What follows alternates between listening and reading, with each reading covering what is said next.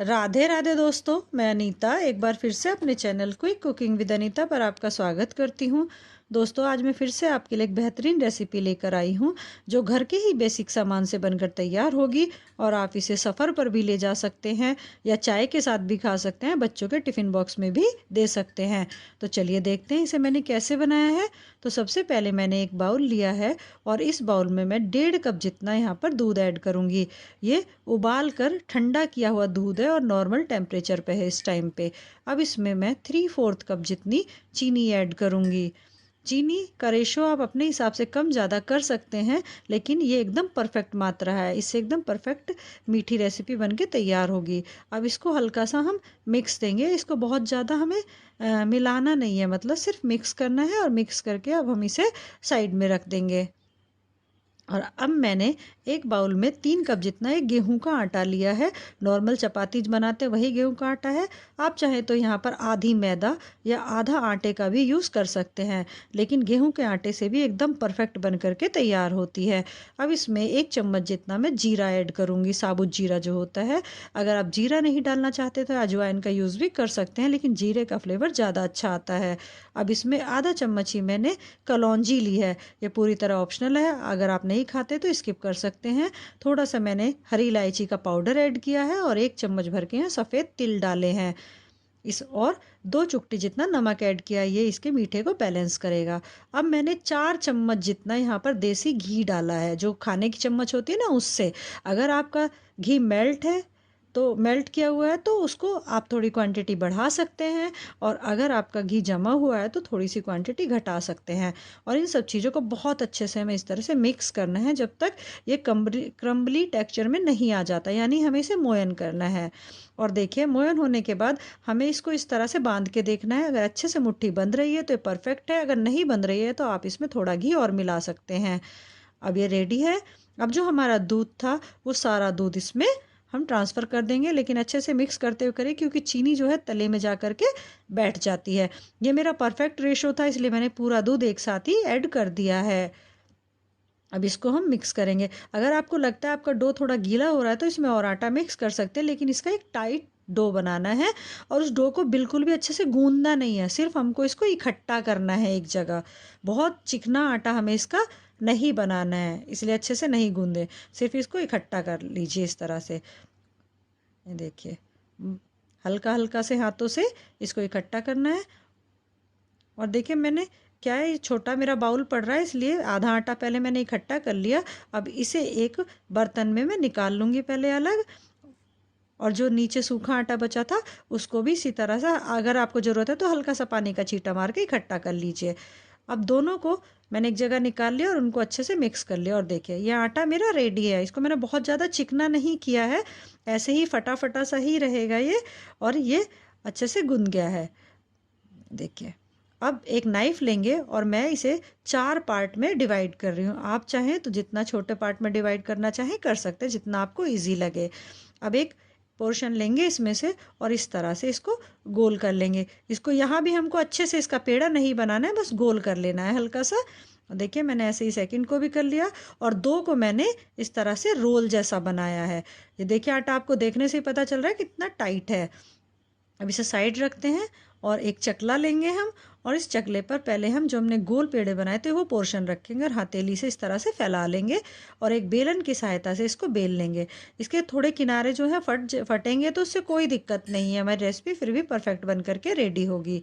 अगर ये थोड़ा चिपक रहा है क्योंकि इसमें चीनी है तो आप इस पर हल्का सा ऑयल या देसी घी ग्रीस कर सकते हैं। मैंने हल्का सा देसी घी इस पर लगा लिया है। सूखा आटा बिल्कुल भी ना लगाए, नहीं तो वो बाद में दिक्कत कर सकता है। और देखिए, इस तरह से हम इसको बेल लेंगे। किनारे थोड़े फटे तो थोड़े सही करके बेल लीजिए, और मैंने इसको पूरे चकले के बराबर बेल लिया। अब नाइफ से जो इसकी फटी हुई सी किनारियाँ हैं ना, हम उनको इस तरह से निकाल देंगे क्योंकि हमें इसका चौकोर सा पीस चाहिए। देखिए, ये मैंने चौकोर पीस रेडी कर लिया। एक नाइफ की सहायता से बराबर दूरी पर हम निशान लगा लेंगे और इसमें फिर इस तरह सीधा कट मार लेंगे एक। ये देखिए, ऐसे ही दूसरे कट को भी हम लगा लेंगे और इसी तरह से इस तरह घुमा कर चकले को फिर से हम निशान लगाएंगे और इसके भी इस तरह हम कटिंग कर लेंगे। और ये देखिए, चौकोर पीस हमको बिल्कुल परफेक्ट मिल गए हैं।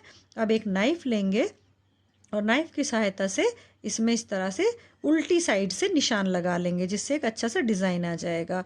और इसको हमें थोड़ा चपाती से मोटा ही बेलना है, बहुत ज़्यादा पतला इसको नहीं करना है। इसी तरह मैंने सारे पीसेस पे निशान बना करके तैयार कर लिए हैं। ये रेडी हैं। अब हम फिर से चकला लेंगे और एक जो रोल बनाया था, अब की बार हम रोल लेंगे और हाथों से इस तरह से दबाते हुए उसका एक इक्वल शेप में रोल सा बनाकर रेडी कर लेंगे। देखिए जो चारों तरफ से बराबर हो एकदम पूरा। देखिए ये रेडी है। अब इसको इस तरह रखेंगे और एक धागा लेंगे, जो रील का धागा होता है ना कपड़े सिलने वाला, वो इसको नीचे ऐसे फंसा कर इसको क्रॉस करके इस तरह से कट कर देंगे। देखिए इससे ना बहुत अच्छी सी लेयर्स बन के आ जाती हैं, क्योंकि आटे को हमने बहुत ज़्यादा चिकना नहीं किया है। मैं एक और पीस काट के दिखाती हूँ, आप चाहे तो ये शेप भी यहाँ पर बनाकर तैयार कर सकते हैं। और देखिए ये भी मेरा बन करके तैयार हो गया है।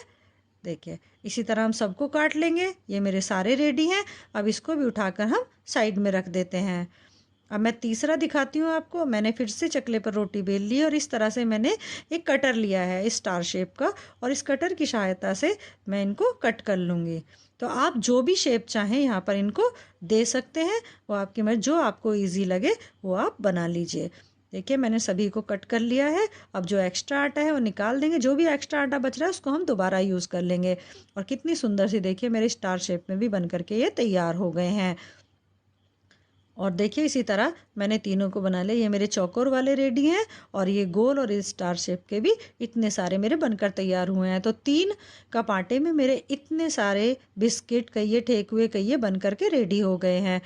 अब इन्हें गैस की तरफ लेकर चलते हैं। कढ़ाई में मैंने तेल चढ़ा दिया और थोड़ा आटा डाल के देखेंगे। और देखिए आटा हमारा एकदम ऊपर नहीं आया, थोड़ी देर बाद ऊपर आ रहा है, तो इसका मतलब हमारा तेल परफेक्ट है। बहुत ज़्यादा तेज़ गरम तेल नहीं करना है।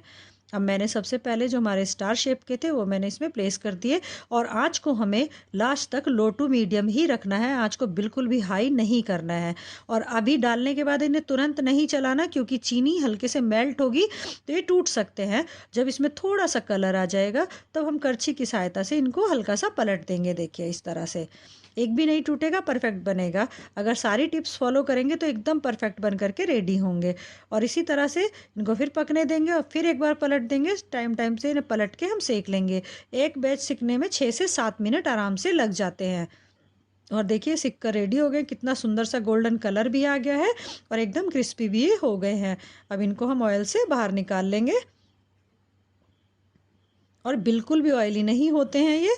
अब इसी तरह से हम अपना दूसरा जो बैच है उसको भी इसमें ऐड कर देंगे। इस बार मैंने गोल शेप वाला जो है इसमें डाल दिया है। इसको भी इसी तरह से हम सेक लेंगे थोड़ी थोड़ी देर में चलाते हुए।